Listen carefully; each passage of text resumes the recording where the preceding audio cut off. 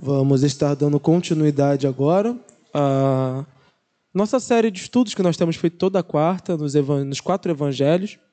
Então, hoje nós já chegamos no capítulo 20, faltam apenas mais 4 capítulos para encerrarmos Lucas e, posteriormente, iniciaremos João e vamos encerrar o ano nessas quartas-feiras com João. E é uma dádiva do Senhor que tenhamos chegado até aqui. Temos visto muita coisa que não tínhamos visto e, com certeza, se formos fazendo que vem a mesma coisa, vamos ver coisas que não vimos este ano, porque a palavra de Deus é rica e o Senhor sempre renova ela em nossos corações. Lucas 20, a partir do versículo 1, nesse primeiro momento vamos ler até o versículo 8. Certo dia, quando Jesus estava ensinando o povo no templo e pregando as boas novas, chegaram-se a ele os chefes dos sacerdotes, os mestres da lei e os líderes religiosos, e lhe perguntaram: com que autoridade estás fazendo essas coisas? Quem te deu essa autoridade? Ele respondeu: eu também lhes farei uma pergunta, digam-me, o batismo de João era do céu ou era dos homens? Eles discutiam entre si, dizendo: se dissermos do céu, ele perguntará: então por que vocês não creem nele? Mas se dissermos dos homens, todo o povo nos apedrejará, porque convencidos estão de que João era um profeta. Por isso responderam: não sabemos de onde era. Disse então Jesus: tampouco lhes direi com que autoridade estou fazendo essas coisas. Vamos orar.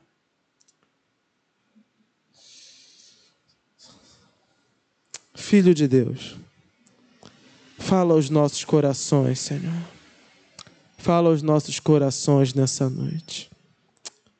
Aqueles homens não reconheciam a tua autoridade, mas nós, como tua igreja, reconhecemos, Senhor.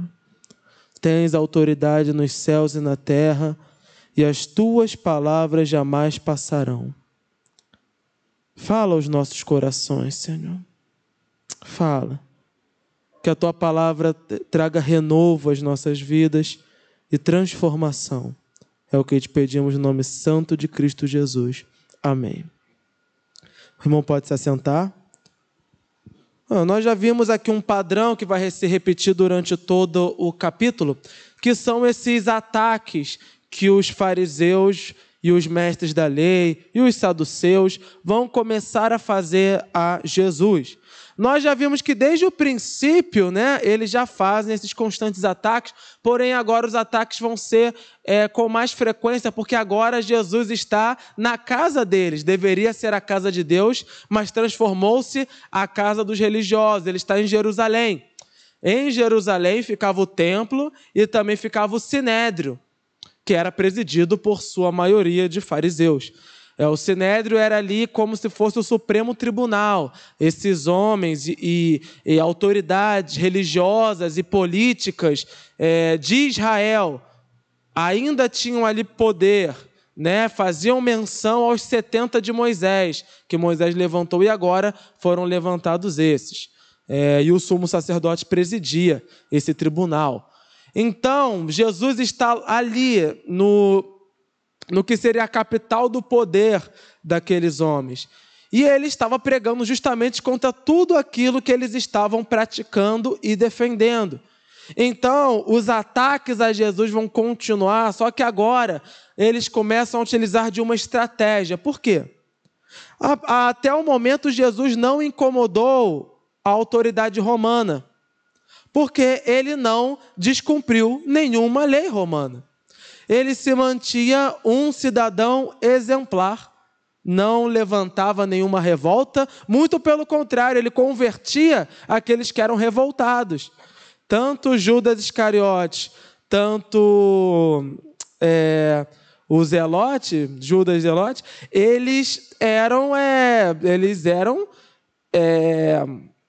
extremistas, que lutavam contra o Império Romano. Com Jesus, eles deixam de ser extremistas e passam a ser seguidores de um homem que está pregando o amor.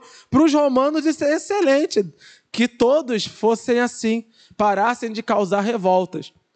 E o povo começa a ver também Jesus como seu Salvador. Primeiro, há uma expectativa de que Jesus vai ali unificar numa revolta militar. O povo tem essa expectativa, por isso o chamam de filho de Davi. Embora Jesus seja o descendente de Davi, e esse seja de fato o título do Messias, eles veem esse título de um outro jeito.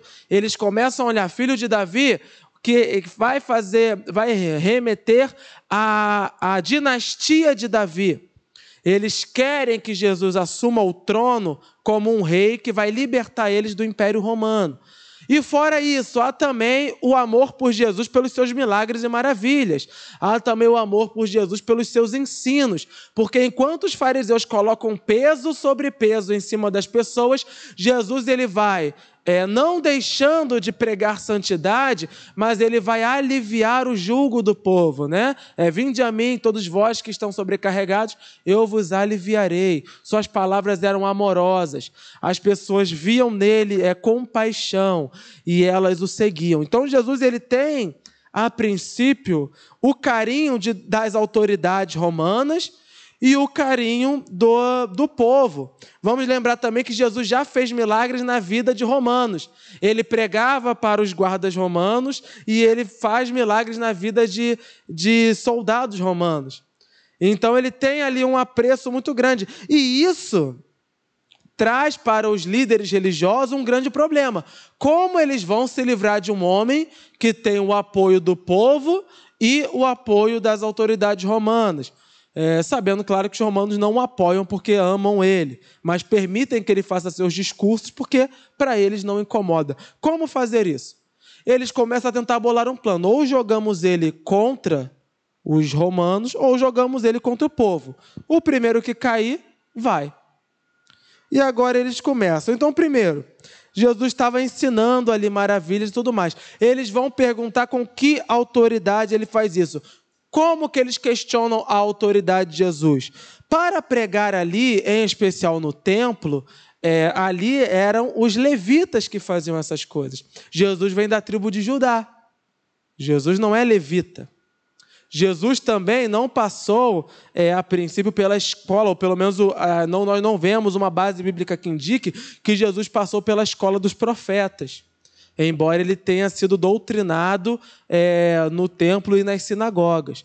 Então, embora ele seja um rabi, ele possa ensinar nas sinagogas, essa autoridade de pregar no templo, de chegar no templo de Jerusalém e pregar ali, ele não a teria.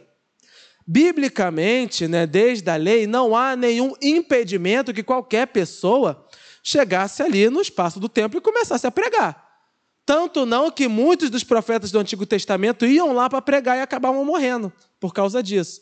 Então não havia nenhuma proibição, mas eles vão se pegar que ele não é levita e nem sacerdote e nem um profeta regimentado para apontar. Com que autoridade você prega? Como se fosse esse cara é qualquer um. Vocês vão ficar ouvindo ele? Ele não tem autoridade para falar nada, ele não é ninguém. Com que autoridade você prega? Mas Jesus ele tem uma sabedoria tão grande que ele consegue sempre inverter aquilo que os homens levantam contra ele para eles mesmos. Então ele começa a falar, vou fazer uma outra pergunta. O que vocês acham sobre o batismo de João Batista? É de Deus ou não é? E aí coloca eles numa sinuca. Por quê? Eles vivem dizendo constantemente que aquele homem, que inclusive eles ajudaram a matar, era um pecador, que ele falava que não era nada daquilo de Deus e tudo mais. Eles não criam no batismo de João Batista. Mas o povo cria. E aí eles ficavam, se a gente falar que não era de Deus, o povo vai se voltar contra nós. Mas também se nós falarmos que é de Deus, o povo vai lembrar que nós atacávamos no passado. Então eles falaram, nós não sabemos. Nós começamos a ver, e Lucas é hábil em colocar aqui, as características desses homens. Vejam bem, eles não são fiéis nem àquilo que eles pregam. Eles só querem ficar bem com todo mundo. Porque se eles fossem fiéis àquilo que eles pregavam, eles iam bater, não importa o que o povo acha. Não. Esse negócio que o João Batista faz não é de Deus, nós temos convicção disso e nós pregamos isso. Mas não, eles são covardes.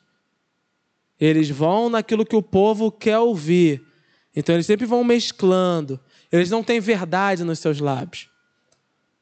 E aí Jesus fala, se vocês não sabem, eu também não sei com que autoridade faço essas coisas. Por quê? Porque com certeza a contra-resposta de Jesus seria a autoridade de João Batista. Porque se Jesus não tinha autoridade, então João Batista também não teria. Se João Batista não tinha autoridade, então todo aquele povo que seguia João Batista eram os bobos. Olha o caos que ia gerar na cabeça daqueles homens. Então eles começam a se eximir, começam a pular fora. A gente começa a ver a característica, né? Os homens que deveriam ser os guardiões da palavra de Deus, eles são covardes, são mentirosos e são canalhas. Porque eles, no fundo, sabem que Jesus pode estar ali, sabem que ele está falando coisas boas. Mas para manter o seu status, eles continuam a atacar. E aí fica aqui ela por elas, mas Jesus não vai deixar passar esse momento e vai aprofundar. Então Jesus passou, versículo 9, a contar ao povo esta parábola. Certo homem plantou uma vinha, arrendou-a a alguns lavradores e assentou-se por longo tempo. Na época da colheita, ele enviou um servo aos lavradores para que lhe entregassem parte do fruto da vinha. Mas os lavradores o espancaram e mandaram embora de mãos vazias. Ele mandou outro servo, mas a esse também espancaram e o trataram de maneira humilhante, mandando-o embora de mãos vazias. Enviou ainda um terceiro, e eles o feriram e o expulsaram da vinha. Então o proprietário da vinha disse, que farei?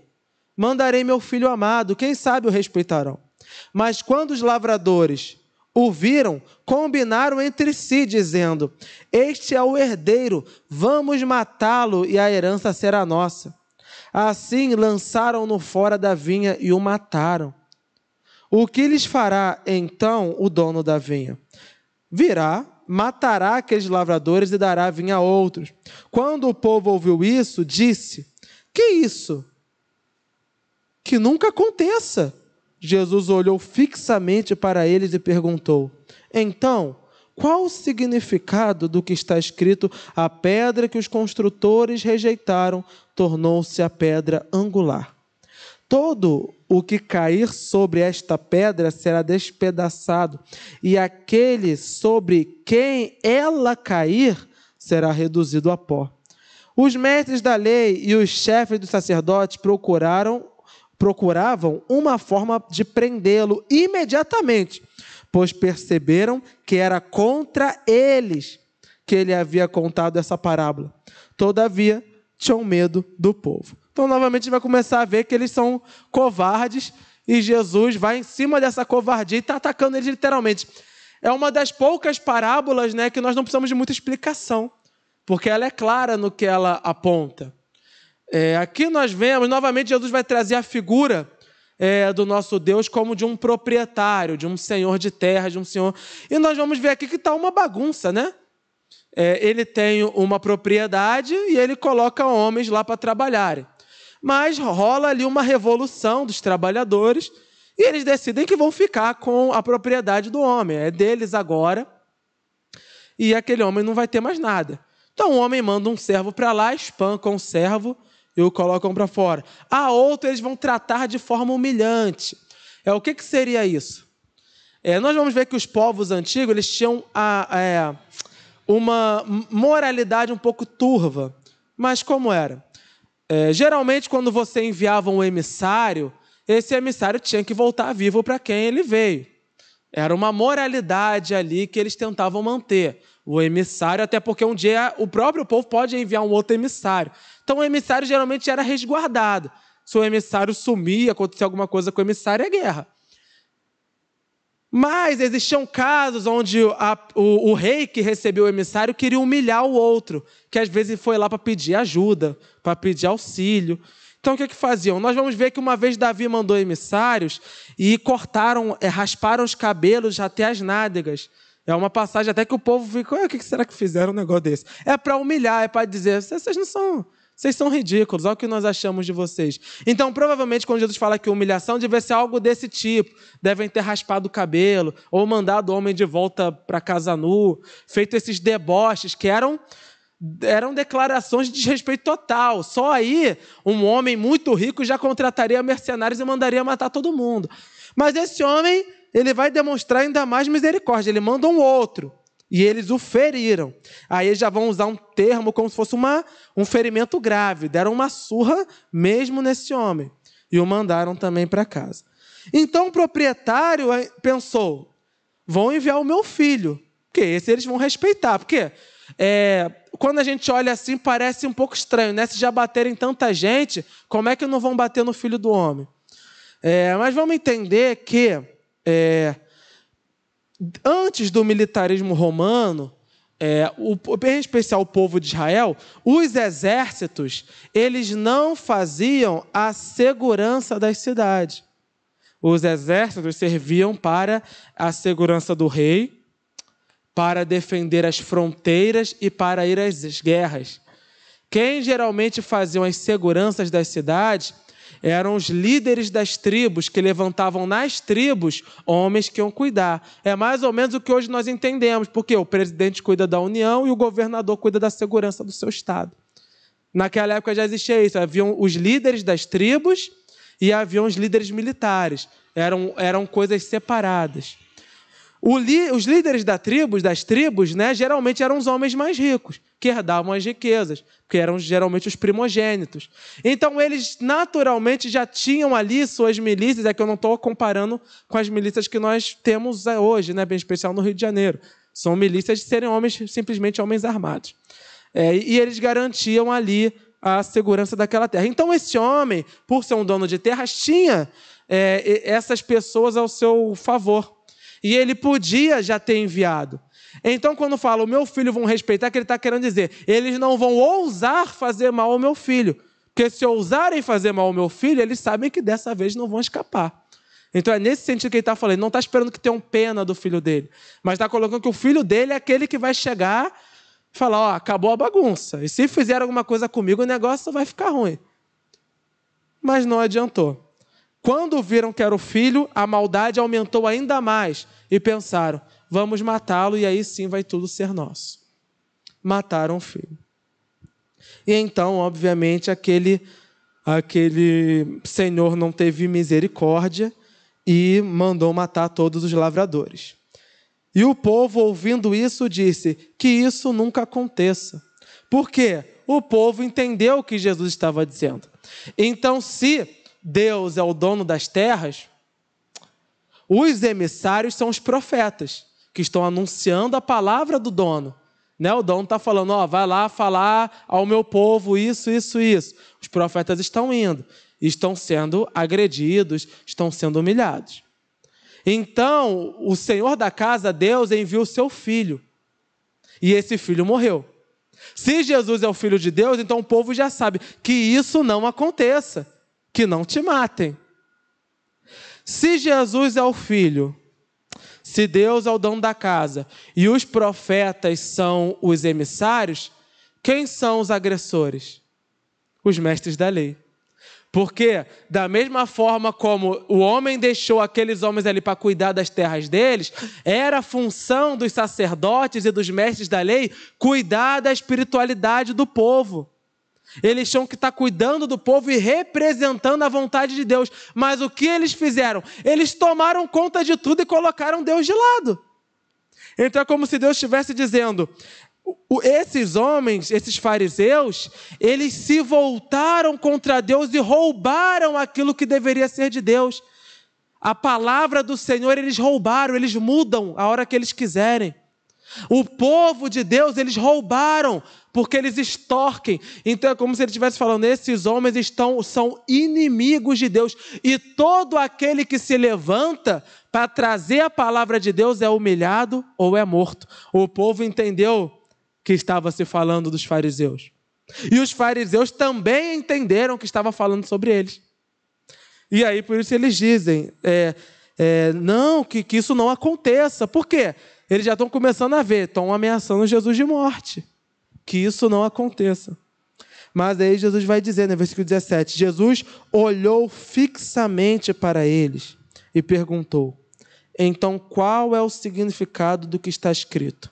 A pedra que os construtores rejeitaram tornou-se a pedra angular. Jesus aqui já deixa claro, de forma objetiva, vai acontecer, porque já estava predito. Todo aquele que cair sobre essa pedra será despedaçado, e aquele que sobre quem ela cair será reduzido a pó.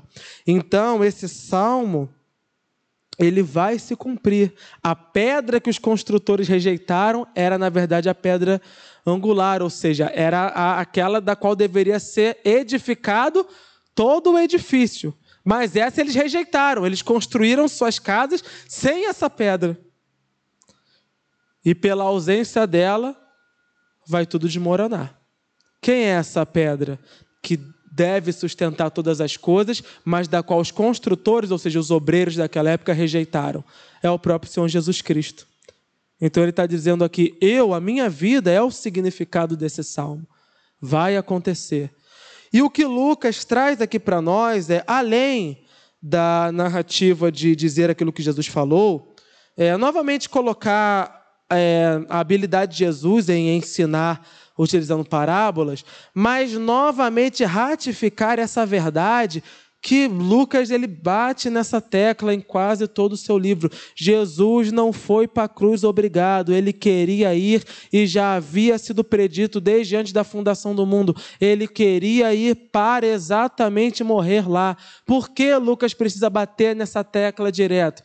Porque todos os povos, em especial o povo romano, não respeitaria alguém que morreu como marginal. Alguém que morreu como bandido.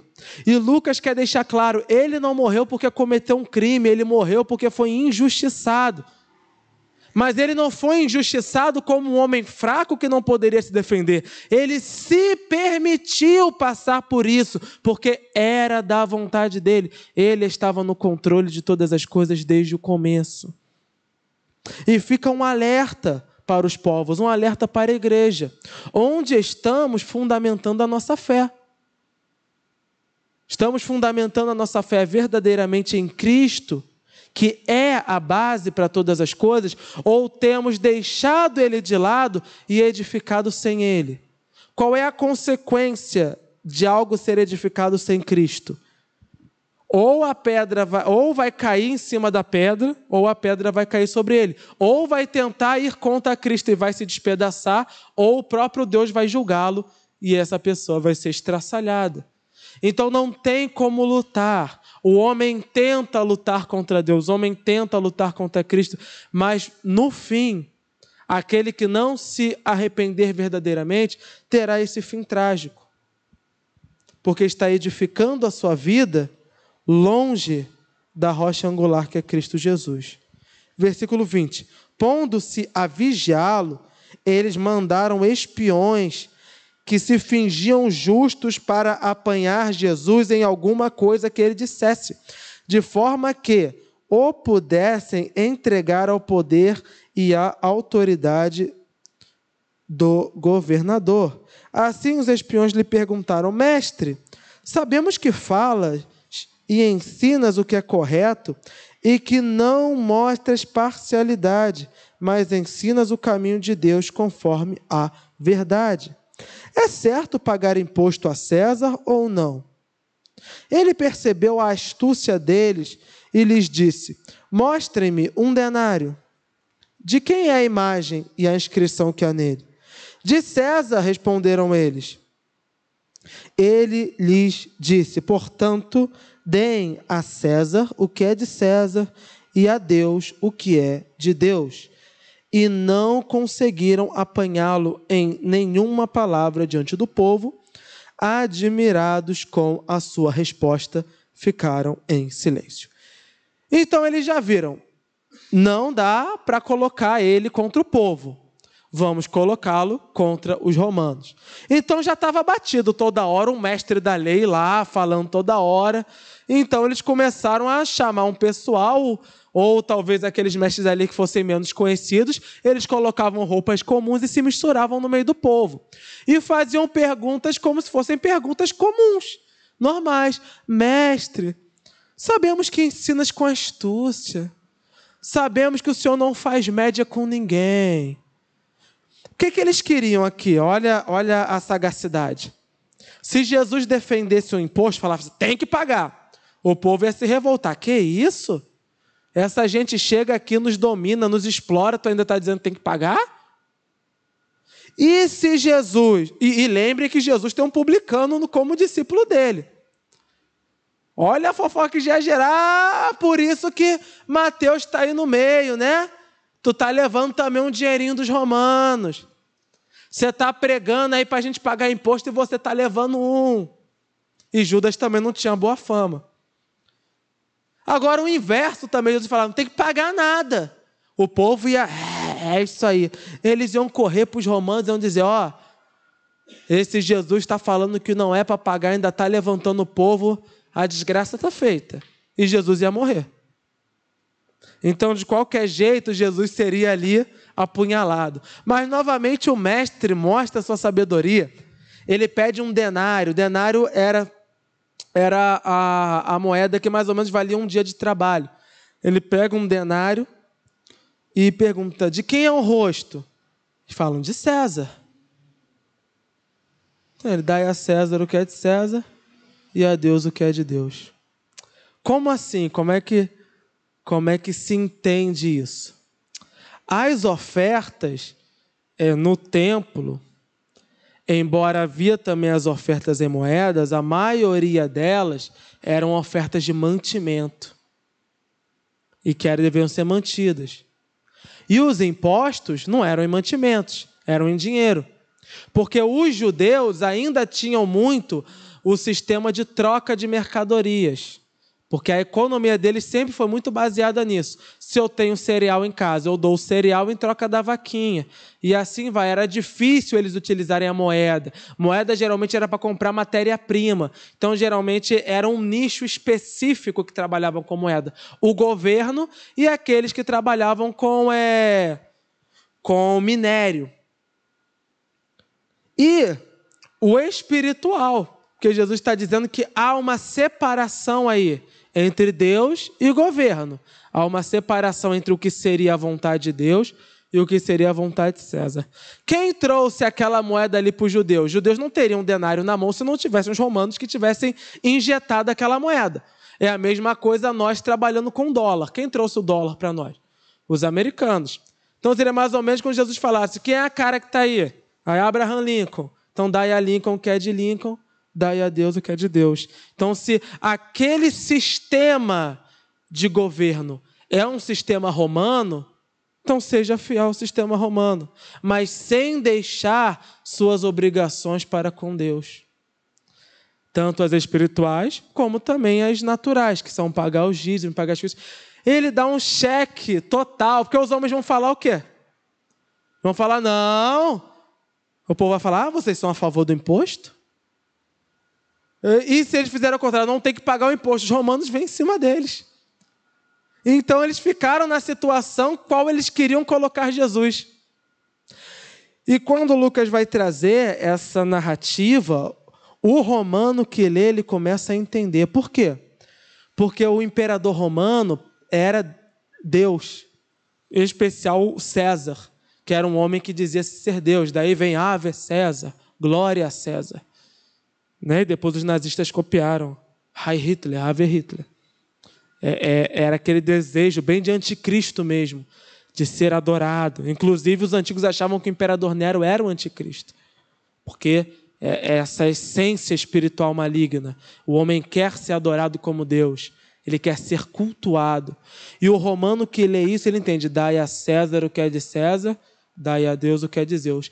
Esse homem não é o meu Deus. ele é um governante, ele é um líder, mas ele não é o meu Deus. Eu cumpro com ele as minhas obrigações civis, mas as minhas obrigações religiosas e espirituais é com Deus. Vamos separar isso aí.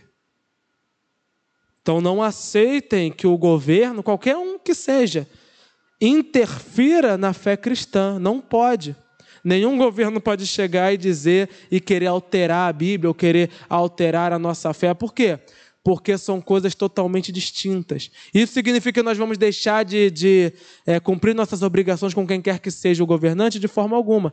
Dai a César o que é de César. Cumpra as suas obrigações civis e dai a Deus o que é de Deus, sem deixar de viver a sua vida com Deus, sua vida espiritual. Então, Cristo estabelece essa diferença, isso para qualquer era, mas em especial para o romano, era de suma importância, porque aqui ele começa a entender, os deuses de Roma não são os deuses dele, existe uma separação entre a espiritualidade e a vida dele.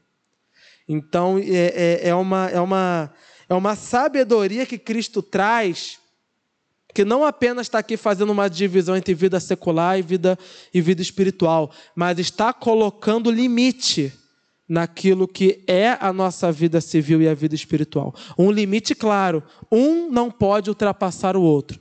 Eu sou crente em Deus, eu acredito que Deus é o meu sustentador, então eu vou parar de pagar os impostos. Não, dai a César o que é de César. Eu tenho que ser fiel ao governo que estiver vigente, então se o governo falar uma coisa que vai contra a Bíblia, eu vou com o governo. Não, dai a Deus o que é de Deus. Então, essa separação que Cristo traz é excelente e vale para todas as eras. Eu vou fazer pergunta, versículo 41. Não, perdão, 41 não, pulei. Versículo 27. Versículo 27. Alguns dos saduceus, que dizem que não há ressurreição, aproximaram-se de Jesus com a seguinte questão: Mestre, disseram eles, Moisés nos deixou escrito que se o irmão de um homem morrer e deixar a mulher sem filhos, este deverá casar-se com a viúva e ter filhos para seu irmão. Havia 7 irmãos. O primeiro casou-se e morreu sem deixar filhos. O segundo e o terceiro, e depois também os outros, casaram-se com ela, e morreram os 7 sucessivamente, sem deixar filhos. Finalmente morreu também a mulher. Na ressurreição, de quem ela será esposa, visto que os 7 foram casados com ela? Jesus respondeu: Os filhos desta era casam-se e são dados em casamento. Mas os que forem considerados dignos de tomar parte na era que há de vir e na ressurreição dos mortos, não se casarão, nem serão dados em casamento, e não podem mais morrer, pois são como os anjos. São filhos de Deus, visto que são filhos da ressurreição. E que os mortos ressuscitam, já Moisés mostrou no relato da sarça, quando ao Senhor ele chama Deus de Abraão, Deus de Isaac, Deus de Jacó. Ele não é Deus de mortos, mas Deus de vivos, pois para ele todos vivem. Alguns dos mestres da lei disseram: Respondeste bem, mestre. E ninguém mais ousava fazer-lhes perguntas. Há uma diferença entre mestres da lei e fariseus e saduceus. A gente vê que os mestres da lei, eles eram um pouco mais céticos, mas eles admitiam quando Jesus demonstrava extrema sabedoria. Aqui os mestres da lei, eles têm um toque de humildade. Porque os mestres da lei acreditavam na ressurreição, os saduceus não. Quem eram os saduceus? Saduceus, eles eram uma casta mais separada, da qual esses aí ninguém gostava, a não ser o povo que seguia Herodes. Por quê? Porque eles pregavam que não havia ressurreição depois, não havia vida após morte. Se não havia vida após morte, não há inferno. Se não há inferno, Herodes fazia festa. Tá, vamos morreu, fazer o quê? Então eles tinham ali muita amizade com Herodes, os saduceus. Eles eram ali abraçados por Herodes. Então, no que tange a ir contra o Império Romano, os saduceus casavam com os fariseus. Porém, essa fé dos saduceus fazia com que os fariseus se afastassem deles.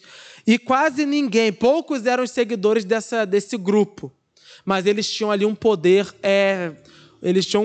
porque eles eram apadrinhados de Herodes. Então o Império Romano dominou aquela região, mas era costume que o Império Romano mantivesse algum resquício do antigo governo para que o povo não se revoltasse por completo. Então o Império Romano dividiu o reino de Israel em 4. E uma dessas regiões ficou sob a tutela de Herodes, que era judeu, mas não era da linhagem real. Então eles viviam ali na corte de Herodes e tudo mais, e eles pregavam a sua fé para todo o povo, e eles se baseavam na lei. Então qual era a fé deles? A fé deles era que a lei que Deus deu a Moisés era uma lei simplesmente física, para manter a ordem na sociedade.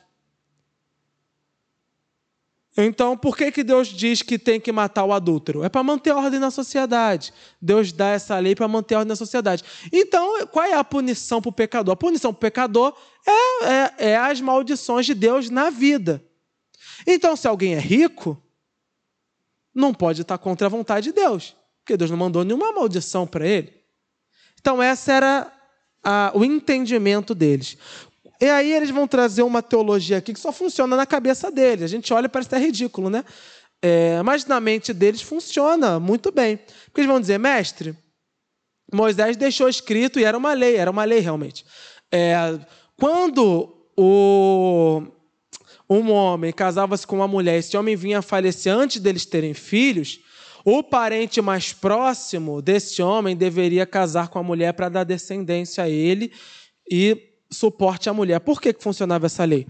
Naquela época não havia assistência social e poucas eram as mulheres que trabalhavam. Haviam sim mulheres que trabalhavam na época, mas poucas eram as mulheres que trabalhavam e poucos eram aqueles que dariam oportunidade. Então uma mulher jovem ou idosa que morresse o marido e não tivesse filho, quem ia sustentar ela? Né? Era possível pela lei, nós vemos alguns casos desses, quando a mulher volta para a casa dos parentes dela, né? Mas era o mais comum que casasse alguém ali próximo. E não pensem que era um prazer da pessoa casar com a antiga esposa de seu marido. Primeiro, porque, entre aspas, ela já havia sido violada. Era muito difícil que uma viúva casasse-se de novo, a menos que fosse muito bonita ou tivesse muitas riquezas, que atraísse a atenção. A gente vai ver isso no caso de Ruth. Era uma mulher maravilhosa, a Bíblia diz que era linda, mas ninguém queria casar com ela porque era pobre. Além de sustentar ela, ainda tinha a Noemi, que ela estava trazendo ali na bagagem. Então, não era uma coisa que o homem fazia com muito prazer, tomar a mulher que já foi de outro, em especial que já foi de seu irmão. Mas era uma obrigatoriedade que tinha que ser feita ali pelo parente mais próximo. Aí a mulher tinha um sustento e tinha descendência, que aí depois, quando ficasse velha, o filho cuidaria dela, que era uma obrigação. Aí eles criam uma teoria de uma mulher que teve 7 maridos, todos irmãos dela. E os 7 morreram. Deus livre e guarde quem casar com essa mulher. Os 7 morreram. E depois de velha, ela veio a morrer também. Eles acreditavam que se houvesse uma vida pós-morte, ela seria como se fosse na terra. Então a mulher ia chegar lá no céu e ia ter os 7 maridos. Com quem ela ia casar? Então na cabeça deles funcionava, porque eles não acreditavam, então eles achavam que seria uma bagunça se tivesse vida pós-morte. E aí Jesus, ele vai, não, os filhos dessa era casam-se e dão-se em casamento, os da próxima era serão como os anjos, não vão. Esse termo era se remete sempre a um período de governo. Então, os filhos dessa era, dessa terra, que vivem debaixo do governo humano, casam-se e dão-se em casamento, mas virá uma nova era. Ele não estava falando de um novo governo, mas um governo espiritual. O reino dos céus virá. E no reino dos céus não existe essa carnalidade, serão como espíritos, não vai haver como acontece ali. E ele aproveita para trazer uma sabedoria que, sinceramente, é fantástica. Porque ele pega numa simplicidade, ele fala, Moisés já mostrou que havia vida pós-morte, ou seja, que a alma é imortal. Como? Quando Deus chega para ele, Deus fala, eu sou o Deus de Abraão, de Isaac e de Jacó. Que argumento é esse que Jesus está usando? É simples e objetivo. A Bíblia diz que Deus não é Deus de mortos. Mas Ele não foi, Ele é o Deus de Abraão, de Isaac e Jacó. Por que Ele é o Deus de Abraão, de Isaac e Jacó? Porque Abraão, Isaac e Jacó estavam com Ele na eternidade. E é por isso que o Deus se apresenta assim, eu sou o Deus de Abraão, de Isaac e Jacó. E eu te chamo para libertar o povo, lá na sarça. Foi de uma sabedoria tão grande que alguns dos mestres da lei disseram, respondeste bem, mestre. Ficaram todos, esse sabe o que fala. Pior que é verdade. Eu acho que só esse trecho, além de responder, né, que para nós não é uma dificuldade, porque nós naturalmente já cremos na eternidade. É a promessa principal do Evangelho. Se não crê na eternidade, não tem motivo de você ser cristão. Mas para o povo daquela época, o povo romano, também criam na eternidade, só que eles criam na eternidade do submundo e de Hades, etc. Então, quando traz aqui, Jesus está mostrando que a eternidade que ele prega é diferente, é uma outra coisa. Mas também não era um problema para aquela época. Mas esse versículo, essa verdade que ele traz aqui, isso aqui é teologia pura e maravilhosa. Os servos de Deus não morrem. Deus não é Deus de mortos. Os servos de Deus passam da morte para a vida. Depois Paulo vai trazer isso melhor. Então é verdade dizermos que nós somos imortais, não fisicamente, mas a nossa alma em Cristo é imortal, porque o nosso Deus jamais será Deus de mortos. O dia que eu vier a morrer, Ele me tomará para si e me levará aos céus. É a certeza do Evangelho, eu vou passar a eternidade com Deus. E com Deus eu não vou enfrentar as dificuldades dessa terra. A mulher naquela época sozinha ainda passava por essa humilhação de vir marido e marido, né? No céu não vai ter isso. No céu todas as dificuldades dessa terra vão ficar para lá. É uma nova era, é um novo governo. Vai ser feitas novas todas as coisas. E lá não haverá mais morte. Lá eu encontrarei Abraão, encontrarei Isaac, encontrarei Jacó. Lá nós vamos passar a eternidade com Deus. Que verdade maravilhosa é essa? A certeza da vida eterna é a promessa principal do crente. Se o crente não tem a convicção da vida eterna, ele não tem nada. E Paulo vai dizer, se não cremos na ressurreição, somos os mais infelizes dos homens. Você vai crer em quê? Eu creio que Deus pode me fazer um milagre, amém, mas aí depois a tua alma vai perecer no inferno? O foco do cristianismo é esse, eu tenho que crer nisso aqui. Deus não é Deus de mortos. O meu Deus não é Deus de mortos. Os crentes morreram para esse mundo, mas hoje vivem para Deus. E Abraão está lá com ele. Versículo 14.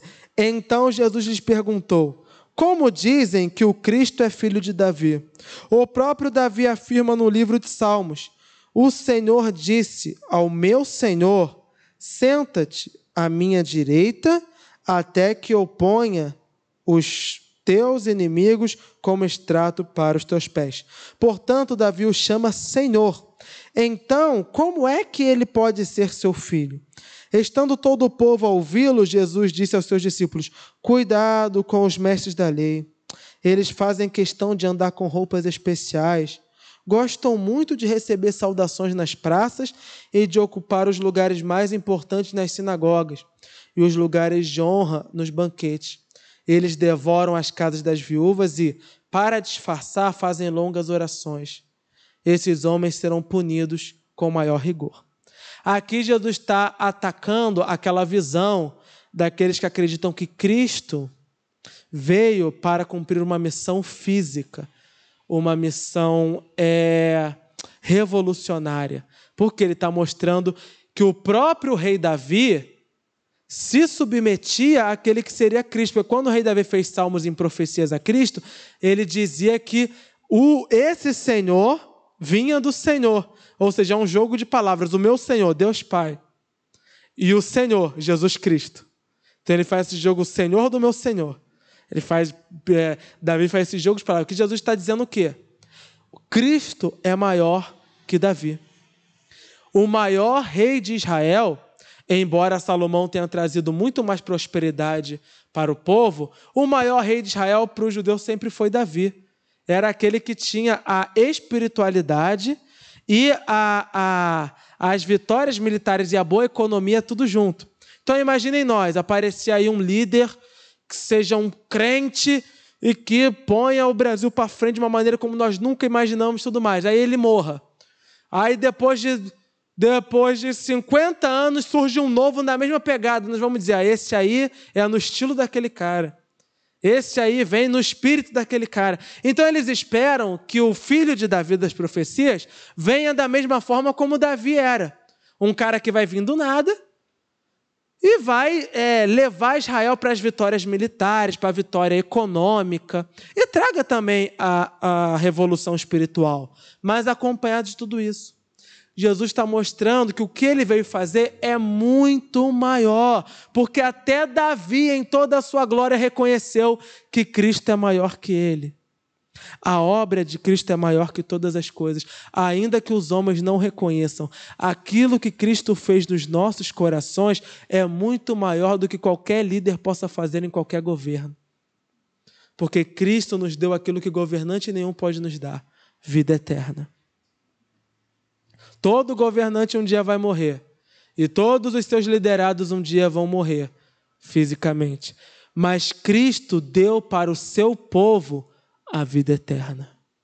É isso que ele veio trazer. Ele está mostrando, o que eu vim fazer é mais especial. E aí ele traz os discípulos e fala: esses homens se vestem bonitos e falam bonito, mas o que eles querem é ir na casa das viúvas, que já tem pouco, que já são abandonadas, e devorar. Eles gostam de ficar nas sinagogas, nos lugares importantes. Eles se aproveitam da palavra de Deus, eles distorcem a palavra de Deus. Então, quando nós olhamos o contexto de toda essa narrativa, Jesus está fazendo um diferencial daquilo que esses homens pregam e daquilo que ele verdadeiramente veio fazer. Enquanto esses homens tomaram para si aquilo que deveria ser de Deus, Jesus prega o quê? Dai a Deus o que é de Deus. Enquanto esses homens querem a glória para si, Jesus aponta sempre a glória para Deus. Enquanto esses homens pregam que viveu, morreu, acabou, Jesus aponta para a vida eterna. Enquanto esses homens apontam para uma tomada militar, Jesus aponta que o reino dele não é desse mundo. Jesus em todo momento vai sempre distanciando o que ele veio fazer do que aqueles homens vieram fazer. E isso o leitor romano precisa entender, e nós também precisamos. Porque nos dias de hoje parece-nos que o pensamento reinante que está tendo é o pensamento dos saduceus. Porque as pessoas querem tudo para essa terra, querem tudo para esse mundo e se esqueceram da vida eterna. Vivem como se não fossem prestar, como se não fossem se apresentar diante de um juízo. Vivem como se não tivesse vida eterna, porque para eles a vida eterna não importa. O que eles querem é cura, o que eles querem é prosperidade. Não que Cristo não nos possa dar, Cristo pode, nós devemos buscar. Devemos buscar a prosperidade que vem de Deus, devemos buscar as curas, mas entendendo que o que Cristo veio fazer é muito maior. Ele é maior que os reis, ele é maior que os líderes. O que ele veio fazer é nos dar vida eterna. E é isso que nós vamos celebrar nessa noite. Cristo não vai nos livrar dos nossos problemas terrenos. Talvez livre de alguns, por alguns milagres. E Deus queira que nos livre da maioria, mas talvez não livre. Mas ele nos libertou do maior problema da humanidade. Ele nos libertou do pecado, ele nos libertou do inferno. Que possamos valorizar isso. Ainda que os homens não valorizem, que venhamos nós a valorizar. Porque assim como Abraão, Isaque e Jacó vivem para sempre em Cristo, nós, como co-herdeiros da promessa, viveremos eternamente com Ele também, quando o seu reino chegar. Vamos orar. Santo Deus, nós te agradecemos, Senhor. Nós te agradecemos, ó Pai, porque embora a maioria dos homens tenham rejeitado a Ti, Tu se revelou a nós. Nós temos a segurança eterna de que estamos em Ti.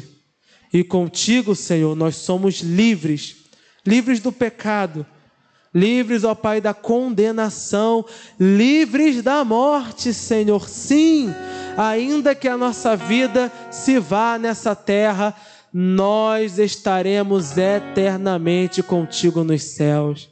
Aquilo que Tu fez por nós, homem nenhum pode fazer. O Teu governo faz por nós o que governo nenhum nessa terra pode fazer. Ó Deus, que a nossa segurança esteja em Ti, Senhor, e somente em Ti. Que jamais deixemos de prestar os nossos deveres para contigo, Senhor. E que a Tua palavra venha a ser sempre a nossa fonte de maior esperança. Nós te agradecemos, ó Deus, pelo Senhor ter nos chamado para o Teu reino, nos tirado do reino das trevas e nos transportado para o reino do Teu amor. Te rendemos graças no nome santo de Cristo Jesus. Amém. Amados irmãos, agora nós vamos